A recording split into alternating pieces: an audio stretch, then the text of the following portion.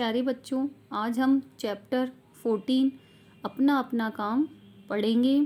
इस चैप्टर में हमें बताया गया है कि जिसका जो कार्य होता है उसे वही कार्य करना चाहिए।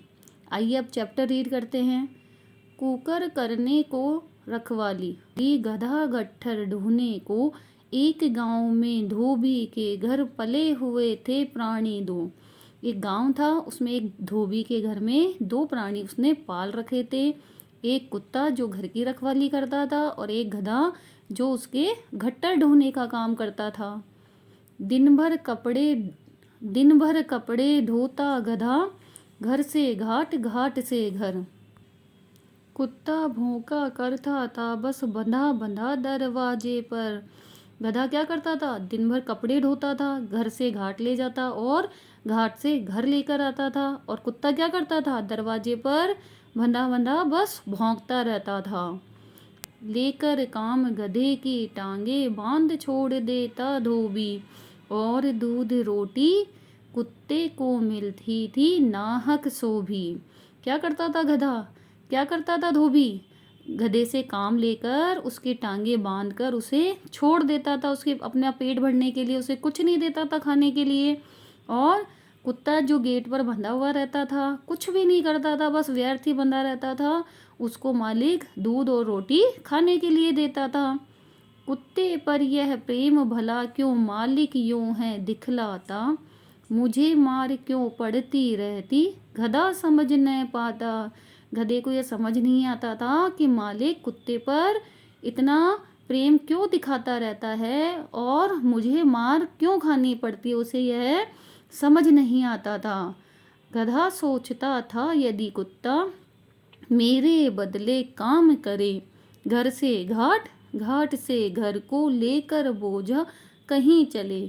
गधा क्या सोचता रहता था कि यदि मेरे बदले यह कुत्ता काम करे, घर से घाट और घाट से घर, यह बोझा लेकर यह चले, और चैन से मैं द्वारे पर चीपो चीपो किया करूं, चोरों के आने की खबरें मैं मालिक को दिया करूं।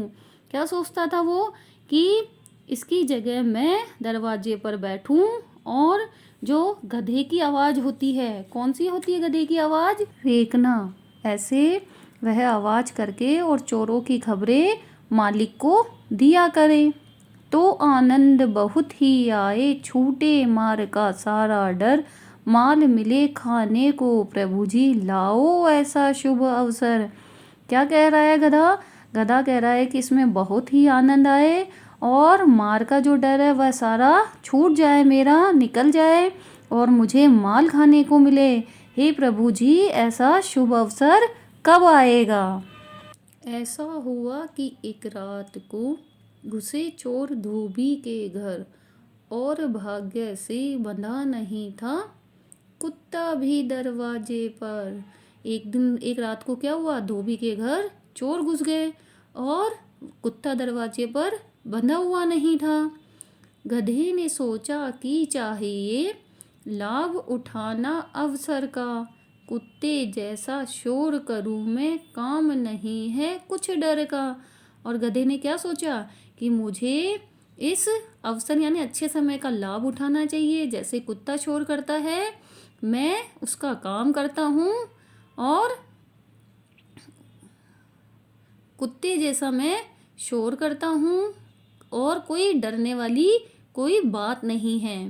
मालिक जागेगा, भागेंगे चोर, बढ़ेगा पद मेरा, बस यह आया ध्यान। गधे ने चीपो चीपो तब ठहरा। क्या किया? गधा अपनी आवाज़ में रेंगने लगा और मालिक को जगाने लगा, जिससे चोर भाग जाए और उसका पद बढ़ जाए, यानी वह कुत्ते की जगह ले ले। सुनकर शोर गधे का धोबी उठा क्रोध से डंडा ले, चोर तज घर धोबी का, गई दृष्टि तब गधे पर। और गधे का शोर सुनकर धोबी उठ गया, उसे गुस्सा आया और वह डंडा लेकर बाहर आया। और धोबी तब तक भाग चुके थे और उसकी दृष्टि यानी उसकी नज़र किस पे पड़ी? गधे पर पड़ी, चोरों पर नहीं पड़ी। गधा गधा दौड़ा पूंछ हिलाकर उसकी ओर बहुत खुश हो। सोचा उसने आज मात दी है मैंने कुत्ते को। और गधा पूंछ हिलाकर अपने मालिक की ओर, धोबी की ओर बहुत खुश होकर पूंछ हिलाकर उसकी ओर गया और सोचने लगा कि आज तो मैंने कुत्ते को मात दे दी है, मैंने भी चोरों को भगा दिया। कल से मेरे ठाट रहेंगे, कुत्ता होगा बारी बाट। गट्ठर लादे घूमेगा वह बाहर गांव गली घर घाट।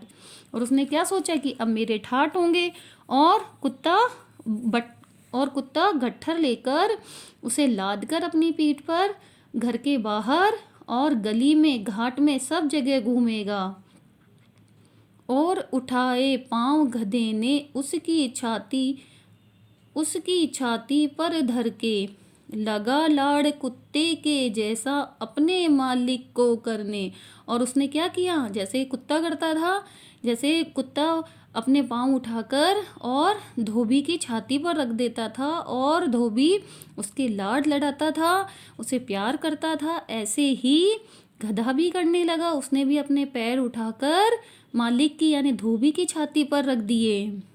बड़ा खुशी से पूंछ हिलाता वह बेचारा गधा, जब धोबी ने डंडों से उसका खूब किया था स्वागत तब। और खुशी से वह पूंछ हिलाता हुआ गधा जब धोबी के पास गया तो धोबी ने क्या किया, उसने उसकी डंडे से खूब पिटाई की। कई दिनों तक पहले से भी ज़्यादा लादा तंग किया। गधा समझ गया बेचारा, फिर न कभी वह ढंग किया। और क्या किया, मालिक ने उसके ऊपर पहले से भी ज़्यादा वजन लाद दिया और उससे ज़्यादा काम करवाया। तब वह समझ गया कि मुझे तो यही काम करना है, मुझे कुत्ते का काम नहीं करना है। जिसका काम उसी को साजे और करे तो डंडा बाजे। जिसका काम होता है उसे वही काम करना चाहिए। अगर कोई दूसरा व्यक्ति किसी और का काम करेगा तो उसे मुसीबत ही उठानी पड़ेगी, यानी उसे डंडे ही खाने पड़ेंगे। ओके बच्चों, आपको यह चैप्टर बहुत अच्छे से समझ आया होगा। इस चैप्टर को फिर से रीड कीजिएगा और जो शब्द अंडरलाइन है वो आपके कठिन शब्द हैं, इनको आपको अपनी नोटबुक में लिखना है और साथ ही इसके शब्दार्थ भी आपको अपनी नोटबुक में करने हैं।